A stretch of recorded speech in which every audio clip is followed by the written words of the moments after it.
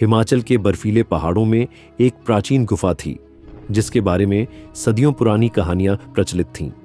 गांव वाले बताते थे कि गुफा में गुप्त खजाना छिपा था जो एक राजपूत योद्धा ने मुगलों से बचाने के लिए छुपाया था। लेकिन गुफा में प्रवेश करने वाले कभी लौटे नहीं। कहा जाता था कि वहां एक रहस्यमयी शक्ति थी जो हर खोजी को रोक देती थी। किरण, एक साहसी इतिहास प्रेमी, को यह कहानी रोमांचक लगी।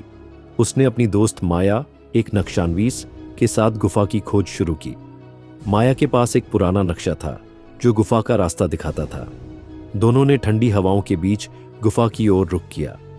गुफा के मुहाने पर एक पत्थर की मूर्ति थी जिसके हाथ में तलवार थी।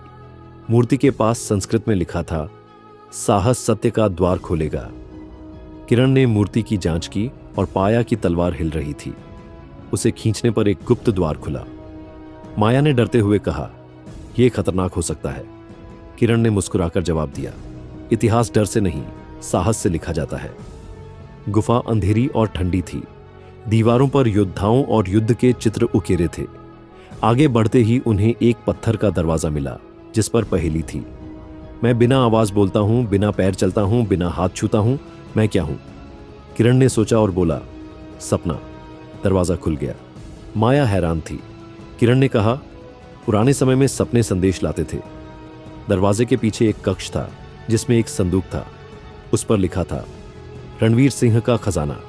संदूक में सोना चांदी नहीं बल्कि एक प्राचीन पत्र था जिसमें गांवों को एकजुट करने की रणनीति थी। अचानक गुफा हिलने लगी।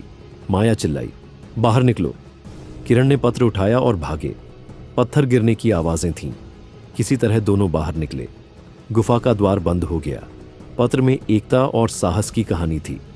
किरण और माया ने इसे संग्रहालय को सौंपा। गुफा का रहस्य खुला पर रास्ता हमेशा के लिए बंद हो गया। किरण बोला, इतिहास खजाने नहीं, सबक देता है।